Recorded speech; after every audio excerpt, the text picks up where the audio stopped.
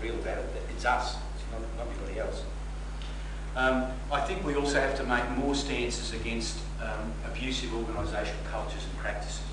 We haven't, the number of major inquiries that have been held into human service practice in Australia, and in particular child protection. The AASW has made submissions, formal submissions to not all of those. So things like the Senate inquiries, etc. We haven't made submissions to those. We should have been. Why?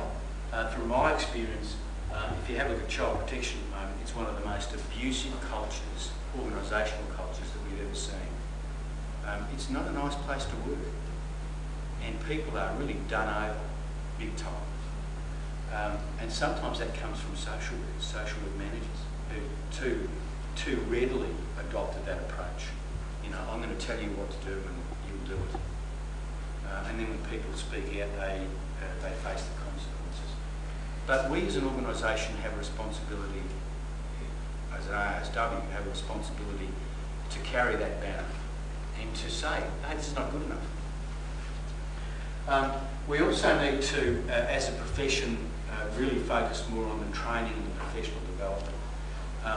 And this is done really well in some parts of the country and not so well in other parts.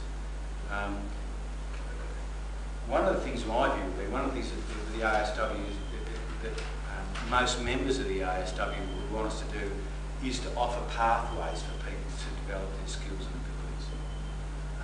But we tended to do it almost, and Sue made the point before, we're mostly a volunteer organisation. One of the difficulties for us in an organisation, we've actually got a transition to be a bit more business-like. And being business-like doesn't mean you lose your professional values. What it means is you have to be a bit smarter, a bit more organised about how you put things on the ground. I know I've spoken far too long, Donnie. Yeah, she's watching.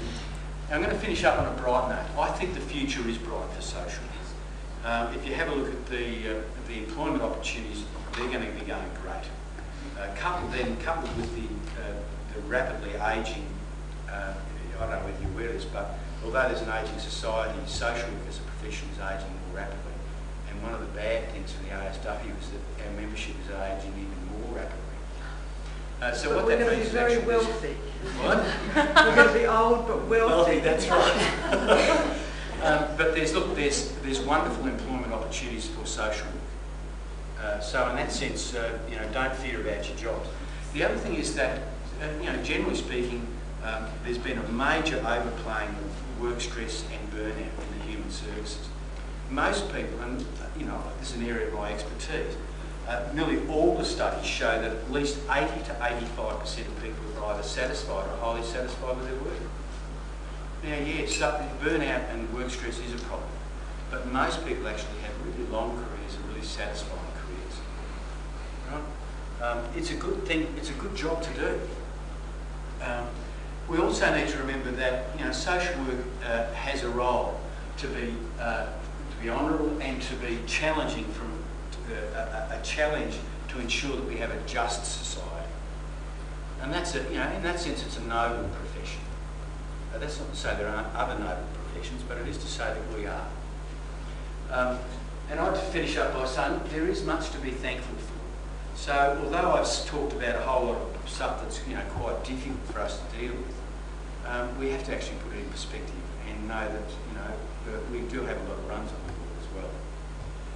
On that note, I'd say keep the passion and the vision, and I'd say thank you for listening. Thank you.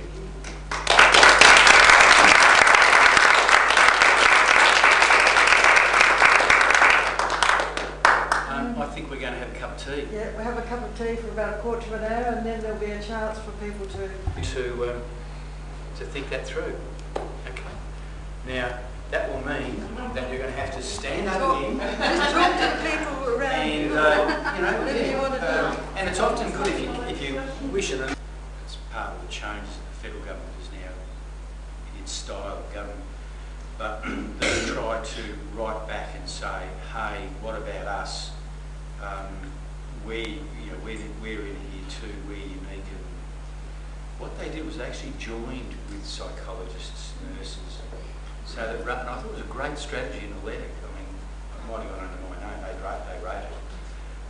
The strategy was to not deliberately distance ourselves from psychology and nursing in particular, but instead to join with them and say we're part of a group along with these people of this bigger mental health workforce. So I just offer that back as part of a suggestion. I think that's one of the things that struck me as a really good strategic move. The point being that it was important for us to actually get into the group first before we started saying how we were different. Yeah, I mean, I guess and the strength. Value and strength to the whole of allied health. And it's a bit like saying, you know, what do psychologists bring? Well, you know, because they're so narrow and they just focus on the individual. But there are some strengths in that, you know, just like our more holistic and community-based nurses. Because the nurses have very strategically eyed off community-based and community approaches and have now moved into that. And which is a big change, now being beholden to a medical model to now being, and what's the big push in mental health and increasingly in other health areas? It's about community-based response. And who's looking for positions? The nurses. Yeah, I know. So, interestingly, there's a push in psychology for them to go to a 6-year degree. Right now, at the moment, you do a 4-year degree. You do a 3-year degree, then you have to get on to honours, which is the 4th, and then you go do the 2 years clinical masters. They're arguing that people should just do a bang 6-year degree, and I hope they say yes. Right? Because I think it's a fundamental misreading of the tertiary sector market is that it's a market and requiring people to have 6 years of expertise before they can actually do anything is I think a strategic blunder, and I hope they do it. I think that would be on par with the social work in the 80s deciding that it wanted to just be community-based and the counselling was part of the problem, and that we as schools in Australia moved out of counselling. It was a massive blunder for our profession, to the point where if you have a look at North America, the leading profession in counselling in the US and in Canada is social workers, not psychiatrists and not psychologists, but social workers. You've got to ask yourself, well, why isn't the case here? Is because we thought it was a terrible thing, it was part of the problem,